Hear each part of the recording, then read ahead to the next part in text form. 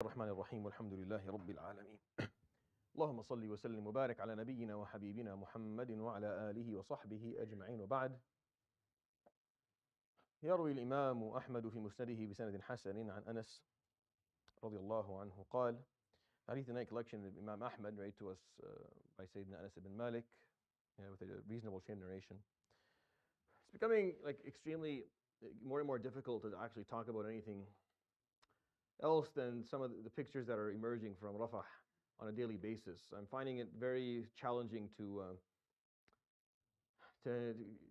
embrace any or engage in a conversation that doesn't.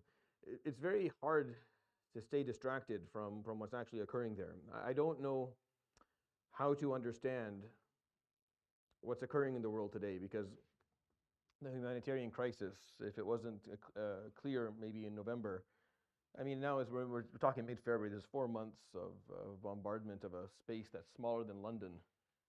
It's smaller than London, by the way. Like, Qata Gaza is smaller than the city of London. Go look it up and look at the actual, you're talking about extremely, imagine if this city was bombed for 4 months straight. Like, just think about that. And they have 3 or 4 times the population, or even more, maybe 6, 7 times the population.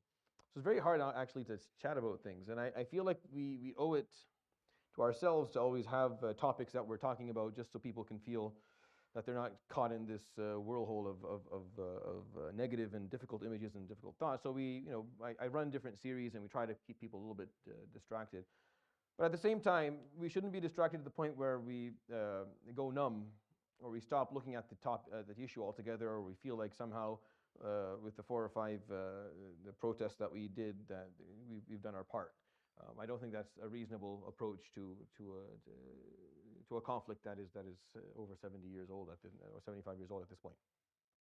So I'm still hoping that our advocacy groups continue to advocate and continue to guide the community in ways for advocacy, because this is not the time for it to die off. This issue has not, the conflict has not stopped. The dhulm is ongoing. If anything, it's becoming more vicious. There's a lot of aftermath from this conflict, an aftermath that I don't think we've taken time to fully absorb and understand.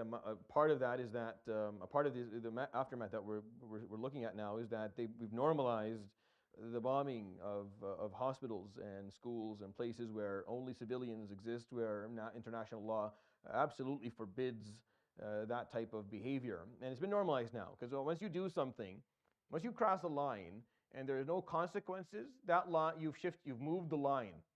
Within your context, you've moved the line.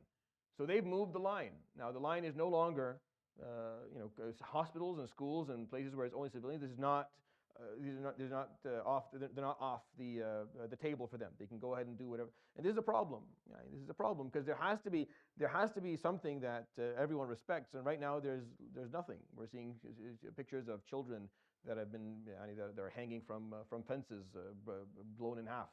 And we're still talking about we're still using political jargon and using diplomatic phrases to explain the plan for the next couple of months, and to increase the number of and to make sure that we put in our plannings the safety of civilians. And it's unfortunate casualty.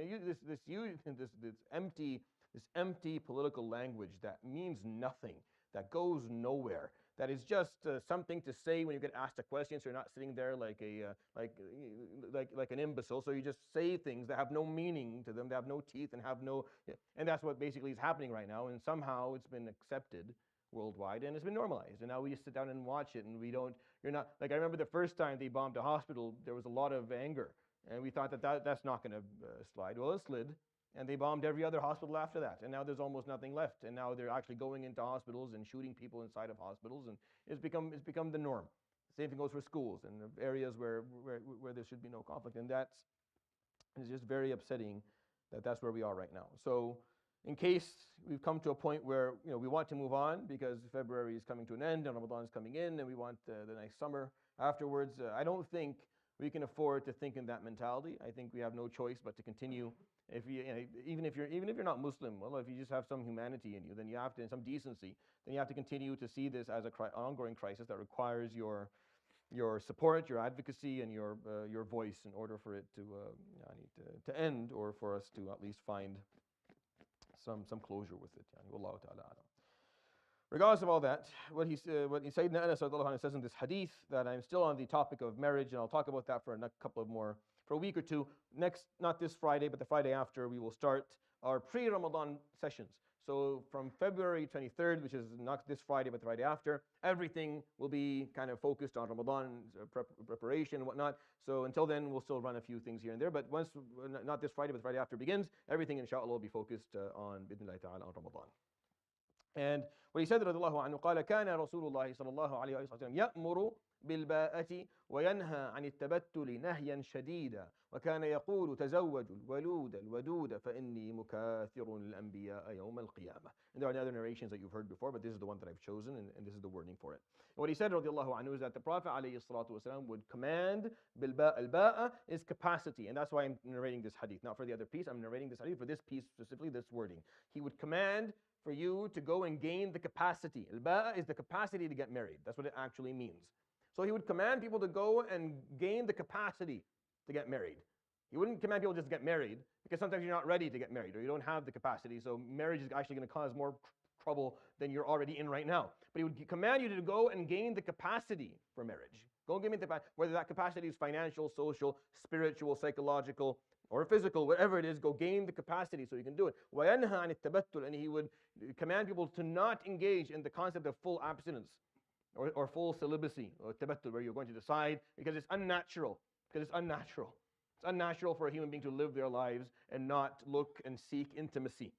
Intimacy, whether it's psychological and emotional, it's also physical. It's not natural, it's abnormal for you to seek a life with no intimacy at all. So he would command you to go gain capacity so that you could find that, because it fulfills a part of you that's important, that is central and crucial, and you require.